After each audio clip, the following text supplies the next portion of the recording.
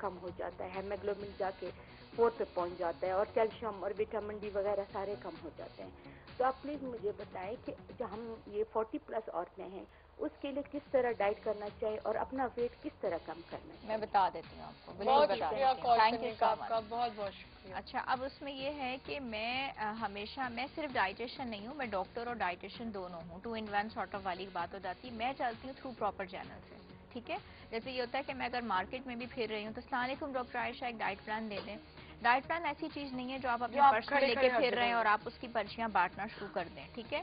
आपका नाम, आपकी एज, आपकी हाइट, उसके बाद आपके ब्लड टेस्ट, आपकी haemoglobin levels, calcium, vitamin D levels, plus hormonal test, ये सब चीजें, आपका सारा चेकअप, आप डेली आपकी इंटेक क्या है। हो सकता है मैं आपको एक डाइट प्लान दे दूं और आप उससे कम ही खा रही हो, तो आपका तो वजन और बढ़ना शुरू हो जाएगा। तो ये तमाम तर चीजें जानना जरूरी होती हैं एक प्रॉपर डाइट प्लान को कंस्ट्रक्ट करने के लिए, ठीक है। ये अपना जिक्र करके पूछ सकती हैं, लेकिन ये तमाम एज ग्रुप के जी 40 या 50 वाली औरतें क्या करें, नहीं कर सकती। हर एक का हिसाब डिफरेंट है। कुछ औरतें दिन में 3 चपातियां खाती हैं, कुछ 4 खाती हैं, कुछ 6 खाती हैं, कुछ 2 खाती हैं।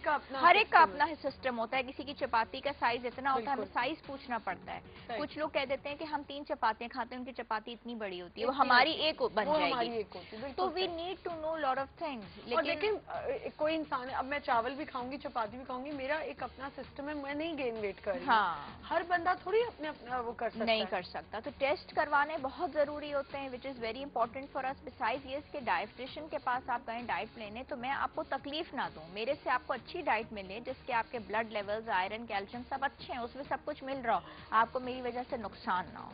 ये चीज इंपॉर्टेंट है, ये चीज ज्यादा इंपॉर्टेंट है। अच्छा, मैंने आपसे पूछा था फ्रोजन फूड, जो वर्किंग लेडीज होती हैं वो कभी कभी पूरे ओवर द वीकेंड अपना खाना बना लेती हैं, हाँ, और फिर वो पूरा वीक चलता रहता है। वो पूरा वीक चलता रहता है। वो कितना आपके लिए सही है? अच्छा, वो उसमें ये है कि अगर तो आपके यहाँ इलेक्ट्रिसिटी की बात हो जाती है, ठीक है, लोड शेडिंग, इलेक्ट्रिसिटी, इलेक्ट्रिसिटी, बिजली, अगर आपके यहाँ लोड शेडिंग नहीं हो रही या आपके पास ऐसा बंदोबस्त है जिसमें आपका फ्रिज और रेफ्रिजरेटर प्रॉपर्ली चल रहा है, ठीक है, डीप फ्रीजर भी चल रहा है, या आप जनरेटर्स पे है, तो वो आप रख सकते हैं, ठीक है। और जब खाना आप निकालें रेफ्रिजरेटर से, फ्रीजर से निकालें, तो उस पे छोटे छोटे आइस के क्रिस्टल्स आपको नजर आने चाहिए। अच्छा, वैसे नहीं हाँ, होते जब आप, अगर ना हो तो फिर क्या करें? नहीं, अगर आपके यहाँ प्रॉपरली इलेक्ट्रिसिटी आ रही है, तो जिस वक्त आप खाने के वो बॉक्सेस बाहर निकालती हैं, तो उस पे एक आइस की तय जमी भी होती है, नजर आ जाता है, ठीक है। आपने उसको निकाला, गर्म किया, सर्व कर दिया। लेकिन आप जिस वक्त उसको फ्रीजर से निकालें और वो बिल्कुल पिघला हुआ हो खाना, don't use that, don't use that. And the other thing which is important is do not refrigerate it again. वो खाना फिर आप फेंक दें, थ्रो अवे कर दें। Right way to keep the food, like उसको फ्रीज कैसे करें, उसको कवर करके उसको कैसे? प्रॉपरली जब गोश्त आया है, एक तो बिल्कुल उसको सेपरेट रख दिया जाए, ठीक है, बिकॉज वो कंटेमिनेटेड है, आपको नहीं अंदाजा दुकानें किस कदर। कॉल ले सकती हूँ पहले? समीना बात करिए। अस्सलाम वालेकुम। वालेकुम अस्सलाम, क्या हाल है अमना? बिल्कुल ठीक ठाक, आप कैसी हैं समीना? बिल्कुल ठीक हूँ, अल्लाह का शुक्र है। बहुत अच्छा शो कर रही हैं अमना, मैं बहुत दिल से दुआएं देती हूँ आपको, और आपकी टीम को मैं बहुत मुबारकबाद देती हूँ जो आपको सब कुछ बोलने की इतनी फ्री हैंड दिया हुआ उन्होंने। जी जी बिल्कुल, सही बात है, माशाल्लाह। इतनी वैसे तो ये मेरी टीम वाले भी कहीं परेशान हो जाते हैं जब मैं बोल रही होती हूँ। सही बात है, क्योंकि जो सच बोलता है ना हम ना, उसको लोग बहुत तनकीद का निशाना बनाते हैं। बिल्कुल, बिल्कुल जो सही बात कर रहा होता है ना, उसकी चीज को हमेशा फौरन से चुपचाप करा के बंद करा दिया जाता है। सही बात है, अल्लाह ताला आपको हिम्मत दे सच कहने की, और हमारी तरफ से जो भी बातें करती हैं बड़ा ही दिल खुश होता है। Thank you so much. और आमना, अभी मैं जब कॉल मेरी खत्म हो तो प्लीज वो अभी शुमाइला वो ज़िया साहब का नंबर बता दीजिए। हाँ जरूर, प्लीज कंट्रोल रूम से कहेगा वो मुझे जरा तो कुछ। आप होल्ड पे रहिएगा ना, आपको कंट्रोल रूम। हाँ, वो मैं बाद में ले लूंगी, लेकिन डॉक्टर आयशा से मुझे सवाल करना है। हाँ जी जी। वालेकुम सलाम। डॉक्टर आयशा, माशाल्लाह इतनी अच्छी तरह आप गाइड करती हैं, आपके लिए भी बहुत दुआएं हमारी। Thank you so much. अच्छा डॉक्टर साहब, मैं ये फूड पॉइजनिंग का पूछ रही हूँ। अभी आप लोग बता रहे हैं कि रेस्टोरेंट में जो होता है, तो ये बड़ी बड़ी बेकरीज में भी होता है, जो हम लोग बेकरी की चीजें लेते हैं ना, आइटम से ही होगा जी, बेकरी के आइटम जो बन रहे होते हैं, इनके भी आप कारखाने और जहाँ चले जाए, यही हम बताना चाह रहे थे कि जो चीज भी घर के बाहर से आपने लिए, कुछ ऐसे फ्रूट्स होते हैं डॉक्टर साहब जिनके ऊपर फौरन पानी पीने से फूड पॉइजनिंग होती है, उसका बताइएगा वो कौन से फ्रूट हैं? मैं आपको बता देती हूँ। ठीक है, बहुत शुक्रिया। मैं एक तो अभी पूछने वाली थी डॉक्टर आयशा से, thank you so much for calling Sameena. मैं यही आपसे पूछने वाली थी कि खरबूजा तरबूज के ऊपर पानी नहीं आप पी सकते? वैसे एज सच मेडिकली कोई प्रॉब्लम नहीं होती। हमने बुक्स कल में आगा साहब ने हाँ, एक बहुत अच्छी बात बताई कि खरबूजा खुद एक पानी है। हाँ, अगर मैं ये अपने मेडिसिन से इसको रिलेट करूं कि मैंने न्यूट्रिशन पढ़ते वक्त या वो देखा, तो बुक्स में कहीं मेंशन्ड नहीं है क्या वाटर नहीं ये वो ये बातें उस वो जो नहीं होते टोटके टाइप की बुक्स जो होती हैं, हाँ, उसमें ये बहुत मेंशन्ड होता है, देसी नुस्खे में आ जाता है। मेरे पास मेडिकली मेरी बुक्स में ये चीज मौजूद नहीं है, कोई प्रूव नहीं है कि जी तरबूज खाने के बाद या खरबूजा खाने के बाद, कुछ लोगों को खीरा खाने के बाद हो जाता है, लेकिन अमूमन ये देखा गया है कि ये खुद वाटरी फ्रूट्स होते हैं विद लॉट ऑफ वाटर। ठीक है, तो अगर आप ये ले रहे हैं तो कोशिश करें कि पहले आप पानी का इस्तेमाल कर लें, सख्त गर्मी के अंदर बहुत ज़्यादा इंटेक ना करें।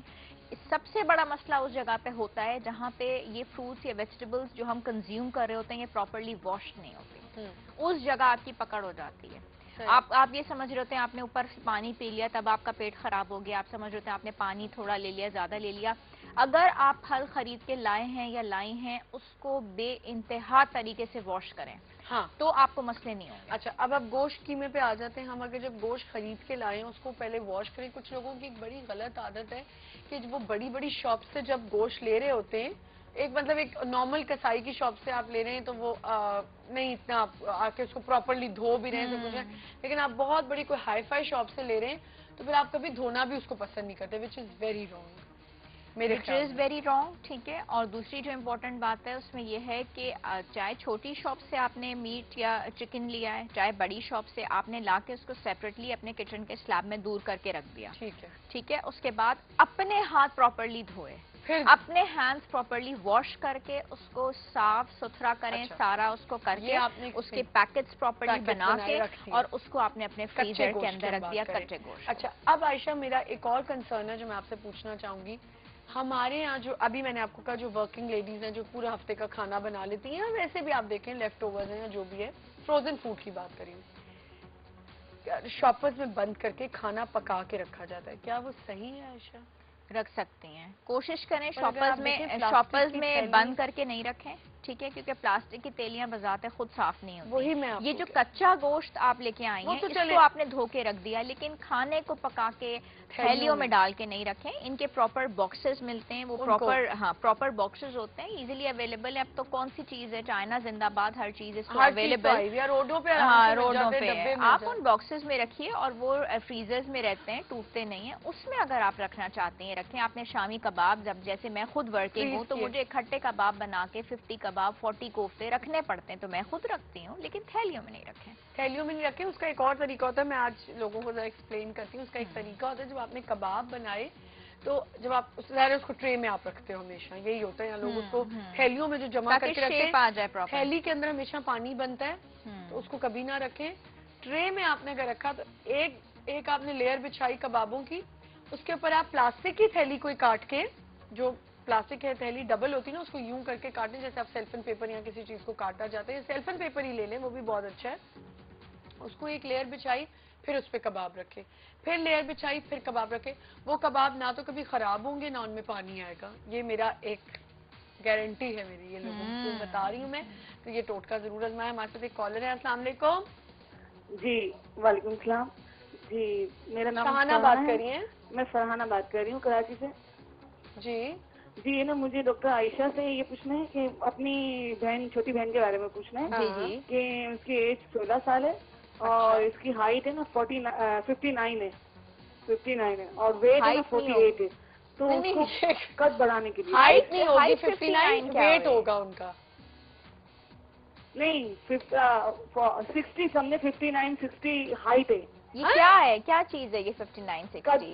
कद लंबाई। ये किस चीज में है, इंचेस में है, सेंटीमीटर में, फीट में, किस चीज में? 5 फीट है समझे आप ये बोले ना 59 है या 54 है, अब बता रही हैं 5। ये बोले आप 59 कौन सी हाइट होती है?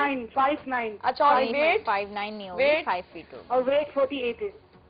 48 ठीक है। और उम्र मुझे इसका कितनी है? कद बड़ा करना है, इसलिए हम सब भाई बहनों का कद लंबा है और इसका कद छोटा है तो ये बहुत फील करती है। उम्र बता दीजिए बच्ची की। 16 साल बेटी है मेरी। 16 साल में तो नहीं बहन कुछ हो सकता। 16 साल में तो आपने थोड़ा सा लेट कर दिया ये सवाल पूछना। अगर कुछ पॉसिबल हो सके तो बता दें। वैसे इसको वीकनेस भी काफी रहती है, मैं आपको बता दूं। आपने उसकी वजह से रहती है। और मुझे पूछना है कि डॉक्टर आयशा कहाँ बैठती है? नहीं, क्लिनिक का है।